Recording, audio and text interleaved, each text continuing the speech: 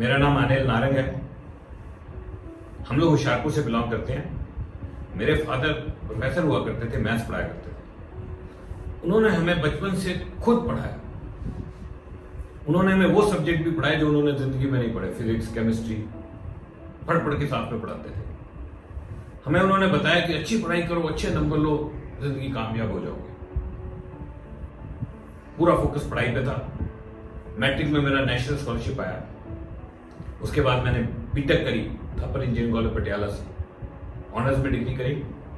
जब मैं final year में था तो कैंपस सिलेक्शन से एक मल्टीनेशनल कंपनी मेरी सिलेक्शन हो गई और मैंने अपनी फर्स्ट जॉब ज्वाइन करी हजीरा, सूरत के पास क्रिप्को फर्टिलाइजर प्रोजेक्ट। उस कंपनी में जब मैं था तो उन्होंने कहा कि अगर हम और पढ़ाई करेंगे, पोस्ट ग्रेजुएशन कर लें अगर इंडस्ट्रियल रिलेशन, पर्सनल मैनेजमेंट, तो प्रमोशन फास्ट हो जाएंगे। वो भी किया। मैंने पोस्ट ग्रेजुएशन करी industrial relations and personal management में और उसमें गोल्ड मेडल लिया। लेकिन उस कंपनी के साथ मैं सिर्फ 2 साल तक। वहां से national building construction corporation, central government, Kanpur में पोस्टिंग हुई, हिंदुस्तान एरोनॉटिक्स लिमिटेड। जब मेरी शादी हुई तो मैं वहीं पोस्ट हुई थी। उसके बाद पंजाब गवर्नमेंट में पोस्ट निकल आई। पंजाब गवर्नमेंट का एक चाम था मन में और मैंने अप्लाई किया। एक रिटन टेस्ट हुआ, सिलेक्शन हो गई और हम पंजाब गवर्नमेंट पहुंच गए। मैंने as STO Punjab state electricity board, जिसको आजकल पीएसपीसीएल कहते हैं, वहां मैंने ज्वाइन किया। वहां से डेपुटेशन पे Punjab police housing corporation. Punjab police housing corporation में मैं एसटीओ था बठिंडा में, फिर जलंधर में, और जलंधर से मोहाली ट्रांसफर होकर आया और मोहाली में मेरी प्रमोशन हो गई और मैंने as एक्सियन Punjab police housing corporation काम करना शुरू किया। ऐसा लगा जिंदगी कुछ सेट हो गई है। सरकारी गाड़ी व्हाइट एम्बेसडर, पर्दे लगे होते थे, सुबह आ जाती थी। मैंने एक 2 बेडरूम का फ्लैट खरीद दिया था, एक मारुति कार खरीदी थी। फ्लैट की ईएमआई जाने लगी, कार की ईएमआई जाने लगी। बच्चे अच्छे स्कूलों में पढ़ रहे थे। छुट्टियां मनाने आसपास कभी शिमला, कभी नैनीताल, कभी मसूरी जाया करते थे। लाइफ बढ़िया चल रही थी, लेकिन कुछ हद तक कॉम्प्रोमाइज करना पड़ता था। घर छोटा था, 2 बेडरूम का फ्लैट था। जब गेस्ट आ जाते थे तो फोल्डिंग बेड लगाओ, जमीन पे गद्दे लगाओ, फर्नीचर साइड में कर दो, वो सब करना पड़ता था। ईएमआई चली जाती थी तो पैसे खत्म हो जाते थे। ख्वाब बहुत बड़े बड़े थे, सब छोटे होने लगे।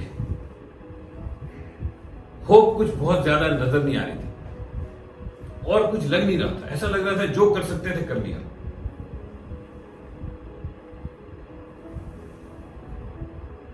कभी तो लगता था बहुत सेट है और फिर कभी लगता था सपने पूरे नहीं हो रहे हैं।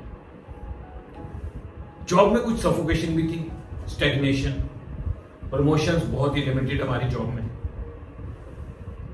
अपने हाथ में कुछ नहीं। जब आएगा टाइम तो प्रमोशन होगी। तो ऐसा सब चल रहा था तो कुछ बहुत ही शार्प लोगों से मुलाकात होगी। उनकी कुछ लैंग्वेज अलग थी जो हमने बचपन से कभी नहीं सुनी थी। वो कुछ और ही बातें कर रहे थे, टाइम लीवरेज, टाइम मल्टीप्लिकेशन। और उन दिनों एक कैसेट मेरे को दी गई और वो कैसेट मैंने सुनी और उस कैसेट में एक बहुत जबरदस्त स्टोरी थी जिसने मेरे जहन पे, मेरे दिमाग में बहुत जबरदस्त तरीके से नॉक किया। और वो स्टोरी थी एक मक्खी की। एक मक्खी जो कि एक शीशे की खिड़की के साथ फंस गई और उस शीशे की खिड़की से वो बाहर जाके आजाद होना चाहती है। अंदर फंसी हुई है, बाहर लाइट नजर आ रही है, सामने दिख रहा है बाहर खुला मैदान, और वो आजाद होना चाहती है और बहुत जोर लगा रही है और ऊपर नीचे और वो उसको ब्रेक नहीं कर पा रही है। शीशा कहां तोड़ पाएगी, लेकिन उसकी मेहनत में कोई कमी नहीं है, पूरा जोर लगा रखा है, बाहर नहीं जा पाई। और दूसरी साइड में बिल्कुल साथ में दरवाजा खुला था। अगर वो चाहती तो बड़े आराम से वहां से निकल के दरवाजे से बाहर जा सकती थी, लेकिन नहीं, उसको तो दरवाजे का पता ही नहीं था। उसको तो यही पता था कि इसी को तोड़ के बाहर निकलना है। और उस मक्खी की जब मैंने कहानी सुनी तो मुझे लगा कहीं मेरी कहानी तो नहीं है। मैं भी बहुत जोर लगा रहा हूं, लेकिन मैं भी आजाद नहीं हो पा रहा, मैं भी अपने ड्रीम पूरे नहीं कर पा रहा। और मैंने ध्यान से सुनना शुरू किया, रिसर्च किया, और वहां मेरे को पता चला कि यहां पर टीम बिल्डिंग का कॉन्सेप्ट है। कुछ लोग बहुत जबरदस्त टीम्स बना रहे हैं और अपने साथ लोगों को ऐड करते चले जा रहे हैं, और उससे उनका टाइम मल्टीप्लाई होता चला जा रहा है। मैंने बड़े बड़े लोगों की कहानियां पढ़ी, बिलियनियर्स के बारे में पढ़ाई की। एक डिफरेंट एजुकेशन का दौर शुरू हो गया। वो एजुकेशन नहीं जो हमने एक स्कूल में ली थी, एक अलग ही फाइनेंशियल एजुकेशन शुरू हो गया। और पता लगा कि जो कामयाब लोग हैं वो अलग ही तरह से कामयाब हो रहे हैं। अपने साथ बहुत बड़े बड़े उन्होंने नेटवर्क बना लिए हैं, उनके साथ बहुत सारे लोग हैं, उनका टाइम मल्टीप्लाई हो रहा है, और उस टाइम मल्टीप्लिकेशन की वजह से बहुत जबरदस्त तरीके से कामयाबियां के शिखर छूते चले जा रहे हैं। ये जब मेरे को कॉन्सेप्ट पता लगा तो मैंने उस टीम को, जिसने मेरे को इंट्रोड्यूस किया था ये सारा कॉन्सेप्ट, उस टीम को स्टडी करना शुरू किया। और मैंने पाया कि मेरे जैसे साधारण लोग, engineer, doctor, lawyer, chartered accountant, उस टीम के अंदर ऑलरेडी थे, और वो एक अलग ही तरीके से कामयाबियां की बुलंदियां छू रहे थे। मैंने उस टीम को ज्वाइन किया, काम करना शुरू किया, लाइफ बदल गई।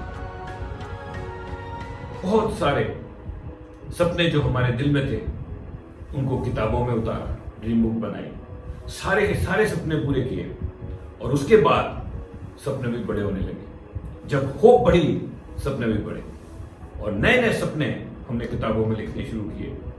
एक के बाद दूसरी ड्रीम बुक, दूसरी के बाद तीसरी ड्रीम बुक, सपने पूरे होते चले गए। टाइम मल्टीप्लिकेशन का ये कॉन्सेप्ट बहुत ही अद्भुत है।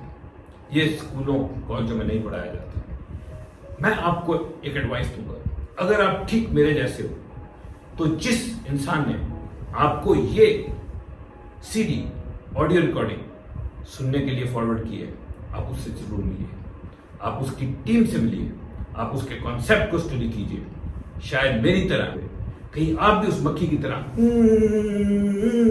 पूरा चोट लगा के थक तो नहीं रहे हो। Study this concept of time leverage. Maybe this can change your life. Wish you all the best.